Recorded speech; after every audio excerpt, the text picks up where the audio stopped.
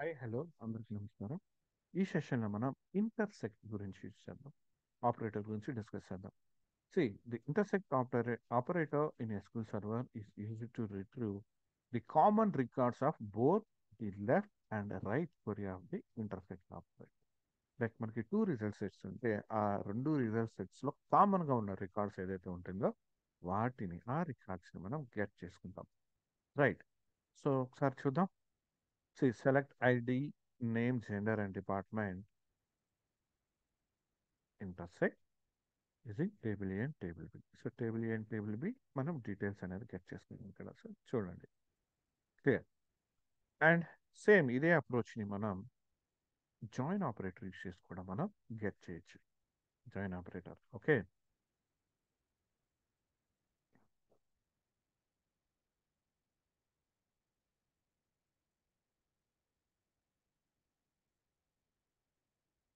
Like table A, table A dot ID, table A dot name, table A dot gender, table A dot inner join, table B on table A dot ID equals to table B dot ID.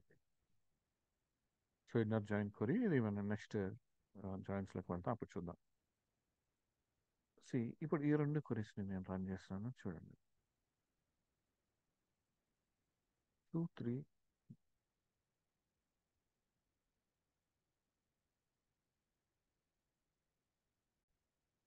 Like ఇక్కడ చూస్తే ఇంకొకటి అర్థమవుతుంది. ఇక్కడ చూడండి 2 3 like నాకు డిస్టింక్ట్స్ rose, అంటే ఎప్పుడైతే నేను ఇక్కడ ఇంటర్సెక్ట్ యూస్ చేస్తున్నానో నాకు డిస్టింక్ట్ వాల్యూస్ వచ్చినాయి. బట్ ఇక్కడ 2 3 వచ్చింది, బట్ 2 అనేది మళ్ళీ రిపీటెడ్గా వచ్చింది. దట్ మీన్స్ ఇది డూప్లికేట్ వాల్యూస్ని క్యారీ చేస్తుంది. నెక్స్ట్ వన్ ఇక్కడ వచ్చే పాటకి ఇంటర్సెక్ట్లో లైక్ ఇక్కడ మనం ఐడి వాల్యూ ఇక్కడ చూడండి, table table like null values తీసుకున్నాం. సో ఇక్కడ ఏం చేస్తుందంటే లైక్ ఇక్కడ కంపేర్ చేసేటప్పుడు null value like table A table below కామన్గా ఉన్న రికార్డు ఉంటుంది, లైక్ ఇది కామన్ రికార్డే ఉంది. సో ఇది నల్ వాల్యూని కూడా కన్సిడర్ చేస్తుంది. సో ఇది కూడా మనకి ఇక్కడ రిటర్న్ అవుతుంది మనకి. క్లియర్, నల్ వాల్యూస్ అనేది. And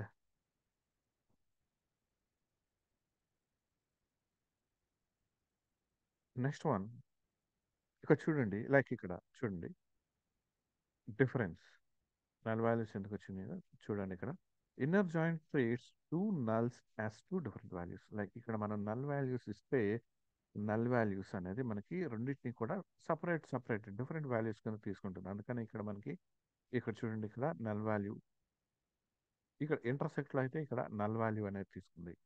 clear. But inner join అనేది ఏం చేస్తుంది, టూ నల్ వాల్యూస్ సపరేట్ సపరేట్గా ట్రీట్ చేస్తుంది. So if are joining two table based on a null value column, if the both tables have null in that joining column, then inner join will not include those rows in the result set. So table ఏలో table below మనకి null values అనేది ఉందంటే null columns అనేవి ఉన్నాయి. So అందుకనే ఇది ఆ రెండింటిని సపరేట్ సపరేట్ అంటే సేమ్ కాలమ్ని ఐడిని బేస్ చేసుకొని చేస్తున్నాం. ఐడి అనేది ఏమో మనకి అక్కడ నల్ వాల్యూ ఉంది కాబట్టి ఆ రెండింటిని సపరేట్ సపరేట్ లాగా ట్రీట్ చేస్తుంది. కాబట్టి మనకి అక్కడ ఇంక్లూడ్ అవ్వలేదు దేనిలో, ఇన్నర్ జాయిన్ తీసుకున్నప్పుడు. సో ఇక్కడ చూడండి మనకి ఇక్కడ నల్ వాల్యూ ఉంది, నల్ వాల్యూ ఉంది, ఫామ్ ఫామ్, female female, HR HR. But ఇక్కడ నల్ వాల్యూస్ కంపేర్ చేయడానికి ఎగ్జాక్ట్ వాల్యూస్ కాదు కాబట్టి నల్ వాల్యూస్ కాబట్టి కంపేర్ చేయడానికి ఈ రెండింటిని డిఫరెంట్ వాల్యూస్ కింద ట్రీట్ చేసింది. అందుకనే మనకి ఇక్కడ రిజల్ట్ సెట్లో మనకి ఈ నల్ వాల్యూస్ అనేది రాలేదు ఎప్పుడు జాయిన్ యూస్ చేసినప్పుడు.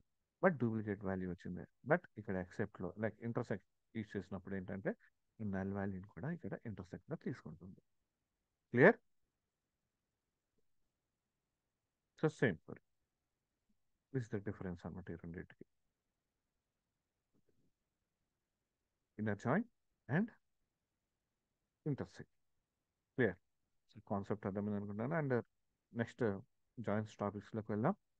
అండ్ రియల్ టైంలో ఎలాగో ప్రాక్టీస్ చేస్తాం క్లియర్గా అర్థమవుతుంది, బట్ బేసిక్ ఐడియా కోసం అయితే చూడండి, క్లియర్గా అర్థమవుతుంది, రైట్? అండ్ న్యూ వీడియోతో మళ్ళీ కలుద్దాం. Thank you.